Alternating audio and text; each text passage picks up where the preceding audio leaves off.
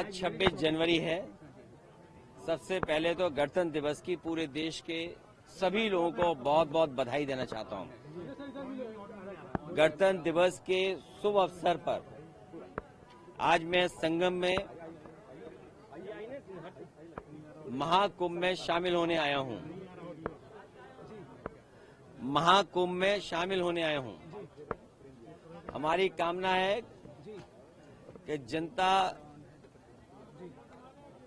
सुख समृद्धि और खुशहाली के रास्ते पर जाए। जनता का कल्याण के लिए संकल्प करने, कामना करने भी आए हैं। जहां ये कुंभ, जिस स्थान पर संगम है, 3 नदियां मिलती हैं, गंगा, यमुना, सरस्वती। हमारी यही कामना है कि सौहार्द, सद्भावना और सहनशीलता बनी रहे। महाकुंभ के आयोजन में ये पौराणिक है कि बिना बुलाए और अपने आप सब लोग आते हैं। अपनी व्यक्तिगत आस्था है उनकी सबकी। आज हमें भी मौका मिला है। मैं आज महाकुंभ में स्नान कर करके जा रहा हूं। मैंने 11 डुबकी लगाई हैं। सर, योगी जी ने कहा यूपी का बंटवारा नहीं होना चाहिए, क्या कहेंगे आप? देखिए, बंटवारे और नकारात्मक राजनीति के लिए जगह नहीं है। आज कुंभ का तो यही संदेश होना चाहिए, सकारात्मक संदेश होना चाहिए। और आज के दिन यही संकल्प हो कि जब कभी भी हमें याद आए कुंभ, तो हमें सौहार्द, सद्भावना और सहनशीलता हमेशा बनी रहे।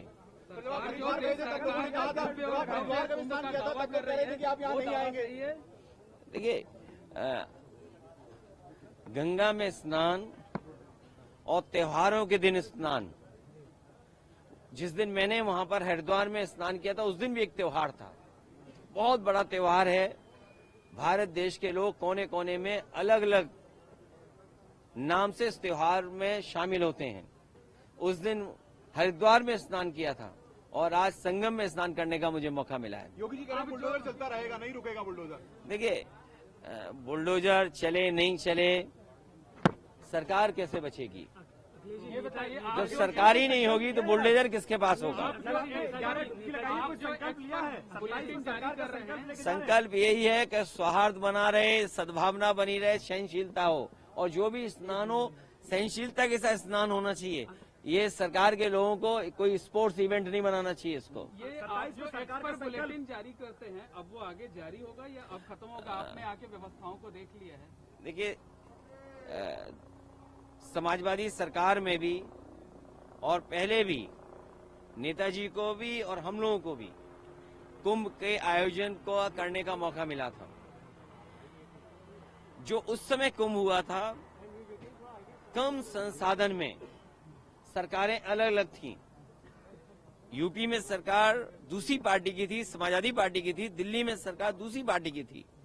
लेकिन उसके बावजूद भी कम संसाधन में 800 और 1300 करोड़ में वो महाकुंभ या कुंभ से जो 12 साल बाद होता है, वो कुंभ कराया गया था।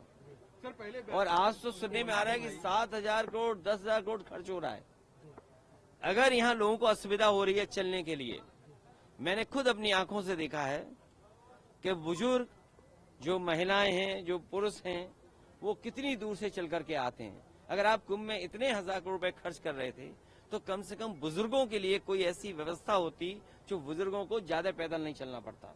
और फिर जैसे हम हैं वीआईपी या और हैं वीआईपी या और सम्मानित लोग जब आए, तो कम से कम व्यवस्था ऐसी होनी चाहिए, पूरे कुंभ को पता लगे कि हाँ, आज कोई वीआईपी है जिसकी वजह से ये व्यवस्थाएं बहुत अच्छी चल रही हैं। मतलब आप डुबकी लगाकर भी निशाना साध रहे हैं? नहीं, देखिए, डुबकी लगाकर भी सियासी निशाना साध रहे हैं। अरे भाई, ये बताओ, माँ गंगा के किनारे लोग झूठ बोल रहे हैं। और मैं तो आपसे कहूंगा, देखिए, माँ गंगा के किनारे न जाने कितनी बातें कही जा रही हैं, वो क्या सच हैं?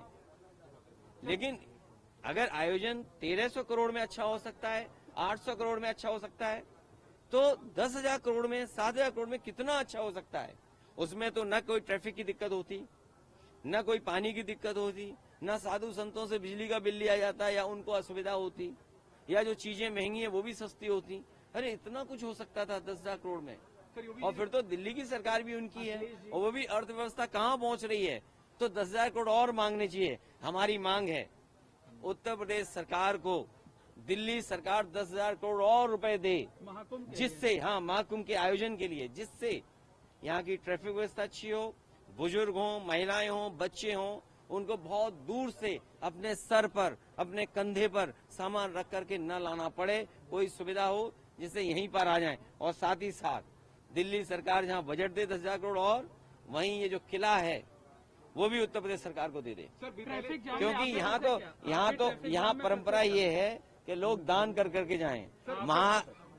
महादानी सम्राट हर्षवर्धन, जो हमारा रिटर्न डॉक्यूमेंट है, जहां हमें पौराणिक महाकुंभ के बारे में या कुंभ के बारे में जानकारी मिलती है, वो सम्राट हर्षवर्धन से जुड़ी हुई मिलती है। वो यहाँ दान करने आते थे, पुण्य के लिए आते थे।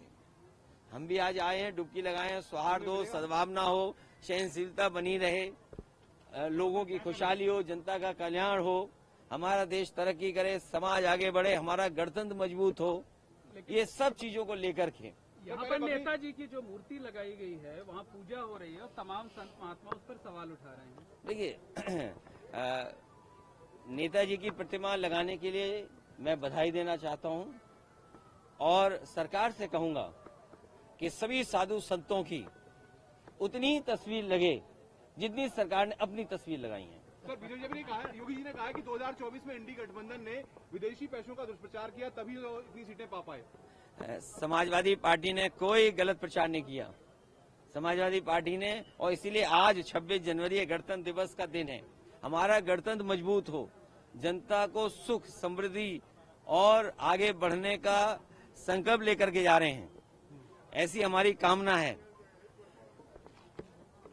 संविधान का सम्मान हो, आज के दिन ये भी संकल्प लेना है। सर, तीर्थ स्थलों का सच सामने आएगा, संभल का भी सच सामने आएगा, योगी जी कह रहे हैं। देखिए, संभल का जब भी सच आएगा तो सरकार के बहुत सारे लोग कटघरे में खड़े होंगे। ये जगह, ये मौका नहीं है जहां पर संभल की चर्चा की जाए। इसीलिए मैंने कहा, सौहार्द, सद्भावना और सहनशीलता के लिए हम कामना करते हैं। और जब कभी भी हम महाकुंभ को याद करें तो संकल्प यही लेकर के जाएं कि हम आंख बंद कर करके कभी ध्यान में जाएं तो हमें सद्भावना और सहनशीलता और सद्भावना रहे हमारे दिलो दिमाग में। इंतजाम अच्छे लगे सर आपको? इंतजाम अच्छे लगे? इंतजाम 10,000 करोड़ में और भी अच्छे हो सकते थे। दिल्ली वालों को भी अपना खजाना खोल देना चाहिए, इससे पैदल नहीं चलने पड़ते लोग। और यूपी की यमुना में क्या अंतर पाते हैं आप? दोनों बराबर हैं, और सच्चाई तो ये है कि यमुना और जितनी भी नदियां हैं जो माँ गंगा में जुड़ती हैं, कोई नदी साफ नहीं बह रही है, आज भी साफ नहीं है। लेकिन ये मौका नहीं है, आप लोग भी नहीं सच दिखाओगे, हो सकता है कोई नाला यहाँ भी जुड़ा हो सीधा।